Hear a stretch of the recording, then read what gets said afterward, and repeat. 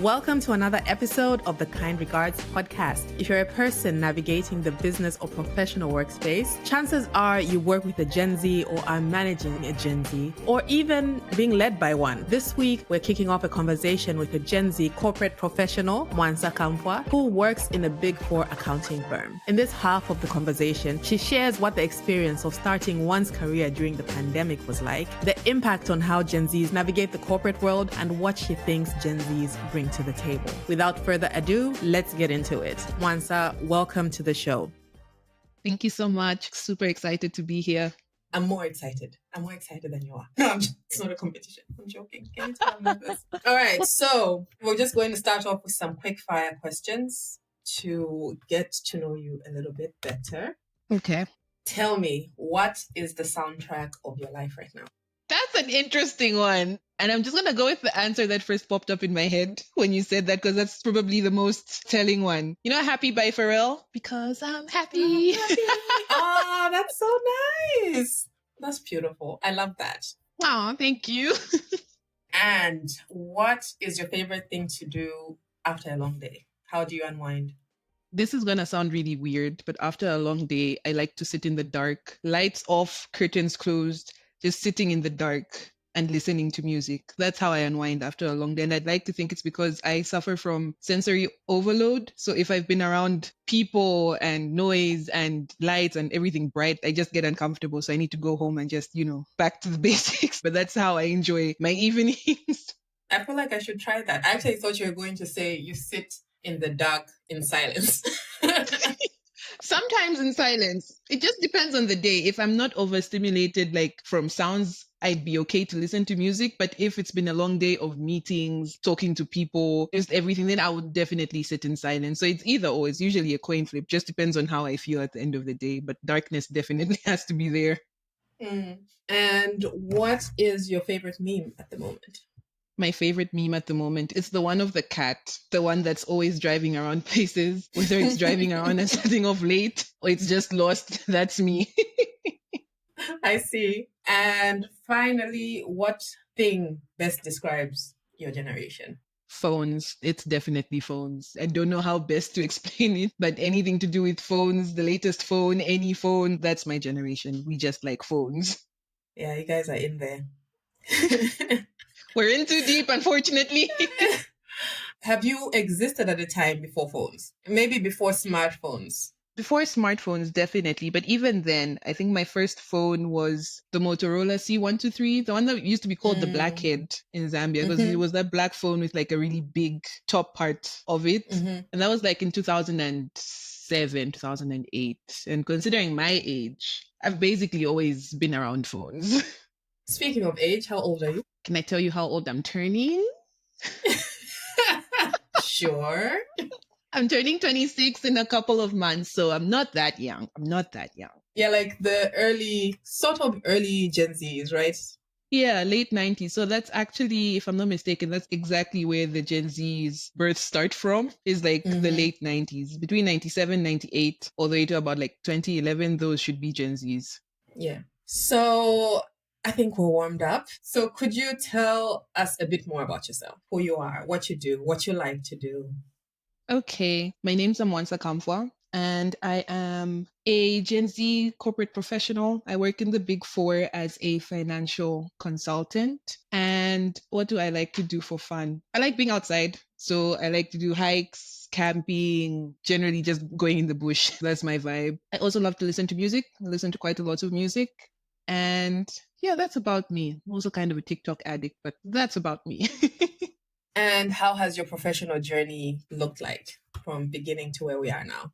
So my professional journey, I remember when I finished uni, right? I studied economics and finance with the University of London. So I was a self-study student. So I was always at home when studying. But after I finished my degree, that was undergrad, I was seriously contemplating whether I wanted to jump straight into the workforce or do like postgrad qualifications. So I actually did start ACCA as well at that time. And then I started a small business. I used to make gourmet donuts. I was making some coins. I said, you know what? If I put my thoughts to this, I can actually just make a business and run with it. But then Yeah. I always had like an internal conflict of, okay, I went through so much for school. At least let me get the skills from the corporate workspace that would actually help me in my personal endeavors sometime in the future. So it was like a constant back and forth until I actually had a conversation with someone whom I still consider till this day like my mentor when it comes to all things career. And she actually advised me that just start working. Even if you're still studying your post-grad things, just start working, because what people prefer overall is your experience. So start getting it while you're still young. So that's when I started making applications, and then stumbled upon the job that or the place that I currently work at. And yeah, so it's been a roller coaster since then, from 2021 when I joined the Big Four till date. That's been my professional journey. And you started working right in the middle of the pandemic, right? Yep. What was that like?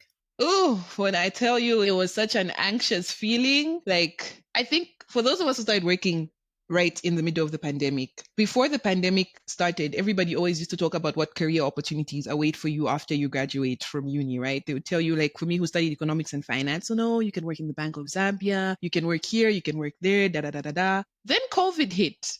And not only were people failing to get jobs because companies weren't hiring, companies were also retrenching people. So it became like a double whammy. And then people also started resigning on their own because they said, you know what, there's more to life than just work. So finding a job during that time, I don't think people give Gen Zs enough credit, like those of us who do work, because do you know when you're going into a space, you have no idea what's going on. You have no idea if it's even going to be fruitful for you, but you're trying. I remember the levels of like depression and anxiety amongst my peers was so high. Every time I checked my social media, I would just see people complaining. I think that was around the time when we even had elections and people went to vote in their graduation gowns, because that was how bad things were in the job market for us. So getting a job on its own was such a blessing, and I didn't expect it. I remember even when I was going through the interview processes, I always had it at the back of my mind of, I'm not going to get this job, but at least it's worth trying. And then I actually got in the shock that I experienced, because that was a weight lifted off my shoulders. Like, it was such an anxious process to go through. Honestly, every day I always thank God, like, okay, at least I am in a space where I'm able to make money and provide for myself. So that's typically how I can best explain what happened during that point of time. Honestly, that sounds really hectic. And I think you're right. It's not something that we considered in the context of people starting their careers, and that's how they're starting their careers. I think everyone was just like, oh my gosh, the pandemic, but we didn't really consider how much more anxiety inducing it would be, or how much more anxiety inducing it was for people who were just getting started. How do you think that has impacted how Gen Zs navigate the corporate world? The fact that they started gobsmacked in the middle of the pandemic. I would say that the biggest impact it's had on Gen Zs in the corporate world is we don't feel that sense of dying connection to like where we work. And when I say that, what I mean is when we started work, everything was remote. I remember even when I joined where I work now, I was told, oh, you might not see everybody because most people are working from home because of the pandemic. So those connections with people in the office were not of primary importance to us. What was important was just for us to learn how to do the job however way we can learn it, which was mostly through online trainings and like interacting with the people who we needed to be working with at that particular moment. And I think even another friend of mine works in another Big Four was telling me the same thing. Like for him, he joined like right at the beginning of the pandemic. And for him as well, it was the same thing, working remotely. So this sense of, oh no, I need to be at the office. I need to be at the office to do this. It doesn't resonate with us because we've been doing it away from the office for so long. So that's how we were introduced to the workspace. That's how we know how to work. So I think that would be my answer to your question. A strong preference for remote work. But don't you think that kind of impacts the transfer of certain skills, especially soft skills, right? Because I've heard of people who, now that we're no longer in the middle of the pandemic, they'll have a team based at the client and they're not speaking to the client. They're not speaking to the client. They're sending the client requests via email without having that face-to-face interaction. And I feel like certain skills become increasingly important as you get into leadership positions. And, you know, we have some Gen Zs who are already in leadership positions, right? We also have some who will be in leadership positions. And I feel like some of them might be missing out on the transfer of soft skills because of the preference to rather be in a room, in a corner with your laptop and not see anybody. Maybe that's just my millennial point of view. What are your thoughts on that? I actually agree with you to an extent, because I feel like Gen Zs, because of all that has happened within the prime years of our generation, I feel like we are a very introverted generation. So a lot of things might not click to us on first instance, that, oh, you actually have to go and speak to this person in this way for them to get to know you. I think it's also like a clash of personalities. So when I talk about my personality, I like to say I'm an ambivert. I have really strong introvert tendencies, but if you put me in a space where I have to talk to people, I will talk to people. So even like when I used to work on site for clients, I was always that person trying to make friends with the clients, because I realized the importance of those soft skills. Clients would be more willing to reciprocate your energy when it comes to the work if they actually know you as a person. So if you're just sending emails left, right, and center, half the time, like, who's this? It's not important. When it becomes pressure is when we'll deal with this. So I do get what you mean. Those soft skills are very important. And even just grooming someone for a leadership position, right? You wouldn't be able to tell if this person lacks A, B, C, or D in terms of how they interact with other people if you only ever speak to them over the internet. Like, you actually have to see how they speak in person, how they interact with other people. And fortunately, I've been put in a space where I've had great leaders, amazing leaders, see me speak publicly and give me feedback on how I could be a better public speaker or how I could better deal with certain situations. So I will give millennials a point on that. Like, soft skill transfer needs to happen in person. As much as we may not like it, it has to happen in person. So I guess we can settle for like an in between. Like, yes, remote work, but a few in-person opportunities for that soft skill transfer. And what would the ideal look like for you? So I don't want to be presumptuous and speak on behalf of the entire generation, but for me personally, with the way my personality is built and the way I work best, right? So I've always known that I'm easily distracted. So if I'm in a space with people and everybody's walking and everybody's talking, it becomes hard for me to focus, because any interesting conversation, I also want to be a part of the conversation. So I prefer to work alone, because that way I can be laser focused on what I'm doing for like elongated periods of time. But at the same time, there are some times when I appreciate that type of interaction with my colleagues and stuff. So for me, the ideal situation is honestly a hybrid situation. Give me the bulk of the week to do my work on my own, and I will give you your results, but I can come in person a few times just to, connect with the people. I think many of us will agree that a hybrid arrangement probably works best. And I honestly don't see a future where people are back in the office full time. But you know what's weird about it is I've heard a couple of organizations have actually forced the full-time situation back into practice. And it's so odd for me. It's like, did your people actually accept this? Or are you just, exercising your corporate muscles and saying, no, you work for us. You're going to do what we tell you to do. So just come back. So it's been quite shocking to hear that there are some companies that have told their employees, no, you have to come back to work full time. Because it's quite weird, when something, I guess maybe wasn't working the way they hoped it would have worked. But I feel like there could have been other steps that could have been taken before just fully implementing a come back to work type of situation. To be fair, I've seen some publications that have spoken about how productivity has dipped with people working from home. I think at the beginning of the pandemic, the consensus was generally like, oh, people are much more productive at home and all of that. But I think more recent papers have been suggesting that productivity has dipped with people being at home. And I'm not really sure the reason for that. So that could be part of the reason why companies are asking people to come back to the office. There's so many arguments for and against coming back to the office. Personally, I think a hybrid situation works well, because even for older generations, say people with children, being in a hybrid arrangement allows them better flexibility. And let's be honest, working from home frees up some time, right? Rather than you spending an hour and a half to get ready and sit in traffic and get to the office and spend another 30 minutes coming back, you can just get on with it. So yeah, I think employers might just have to make peace with the fact that making people come to the office full time may not be the best way to get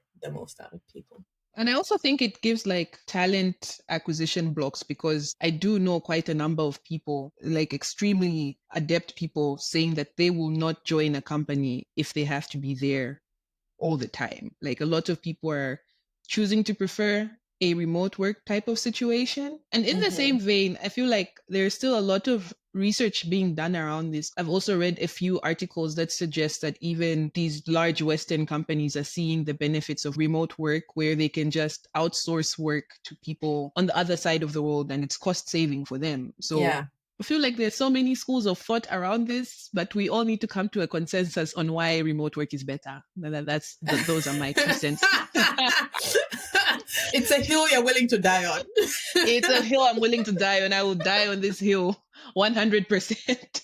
That's so interesting. So, what strengths do you think Gen Zs bring to the workplace? So there are a couple that I personally believe that we bring to the workplace. And I'll just speak to the ones that I feel like are the most prominent. So first things first, I feel like we are a very purpose-driven generation. When I say this, the best way I can explain it is because we started working at a time when there was so much uncertainty, like people didn't even know whether they were going to live past a certain number of weeks because bodies were dropping left, right, and center. We kind of adopted the mentality of, I'm not doing this if it's not worth my while. So when it comes to the workplace, if you have a Gen Z in your workspace that feels completely fulfilled from the inside, tell me that's not one of your best employees. Because when it comes to Gen Zs, we will go above and beyond for things that we personally believe in. So True. It becomes hard to do work just for the sake of staying on someone's payroll. So you actually find that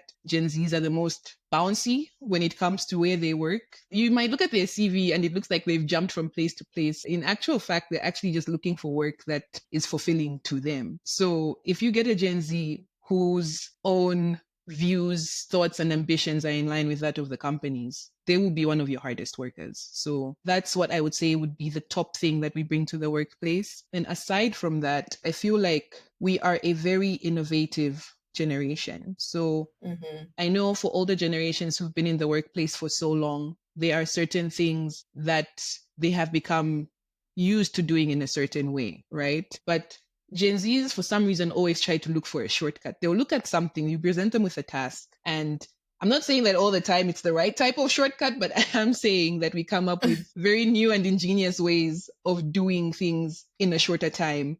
And it kind of makes us more efficient. If people have been doing something for so long manually, but Gen Zs know of like an application that can help you do it quicker, we will teach you how to do it quicker. So that's another one. Then I think another one on my list would be the fact that we're very vocal. You know how on a global scale, whenever companies or governments try to implement something, if the people are not happy about it, it becomes kind of like difficult for them to do. I feel like Gen Zs have been very vocal in what we want to be the ideal work environment. So if certain policies are put in place that we feel like would be detrimental to our emotional well-being or anything else, we won't just keep quiet about it because these are the people who pay us. No, we're going to tell you, like, this is not working for us. Please consider the people. And I feel like to an extent, I feel like that's actually a plus for millennials and Gen X in the workplace. Because if you guys are used to not speaking up on certain things just because you know the order of things, but a Gen Z comes and speaks something that was on your mind, it's like,